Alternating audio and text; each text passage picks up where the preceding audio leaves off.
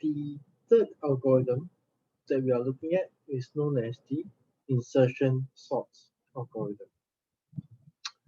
So it is somewhat similar to selection sorts. You also have two parts. First, the sorted portion and the unsorted portion.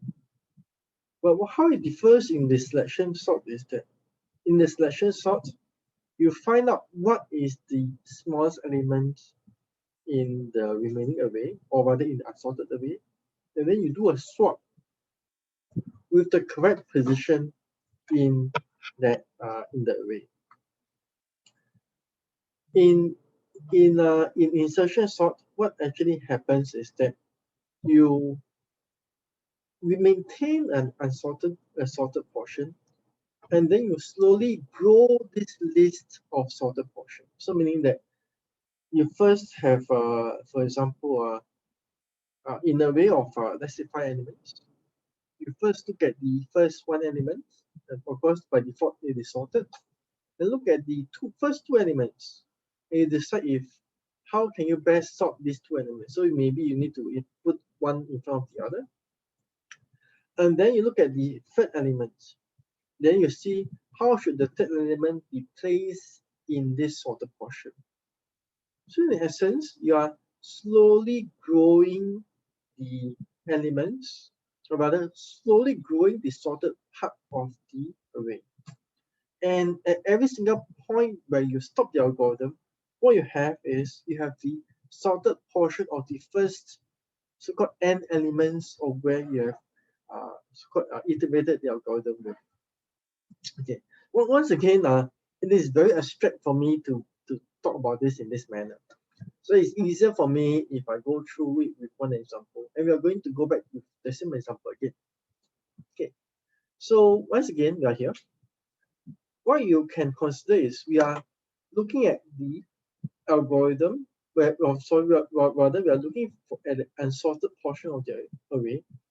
You are slowly growing it. So in the first pass, let's say we only have one element. So by default, the element is sorted. So there's nothing to be done. Let's look at the second pass. Maybe I should do this. Let's look at the second pass of the algorithm. We're looking at now number 26. Number 26 should be inserted before number 54. And so what would happen is 26 will be inserted before 54, which is why we have the term called insertion sort. We are inserting that element into the right place within my sorted array. So the next will be 93. 93 goes into this because it is the largest so far. The next will be 17. What happens to 17 is that 17 will now be inserted into the very front of the array. So it will be 17, 26, 54, and 93. So notice that at every single point where I stop, it gives me the sorted part of the n number of elements in the array. So if I stop at iteration 3, it gives me the sorted part until my element number 3 of my array. If I go to number 77, it will be inserted before 93. So next will be 77, 93. Next, 31 will be inserted over here.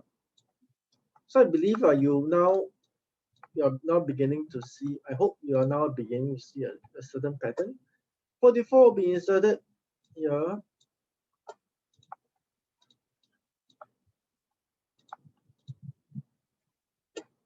55, yeah.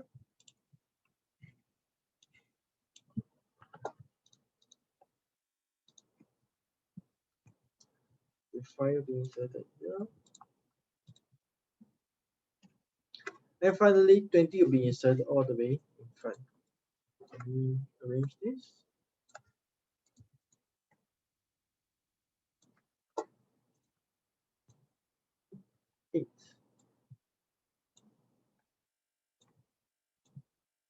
Okay, so this is the walkthrough of how the insertion sort will look like.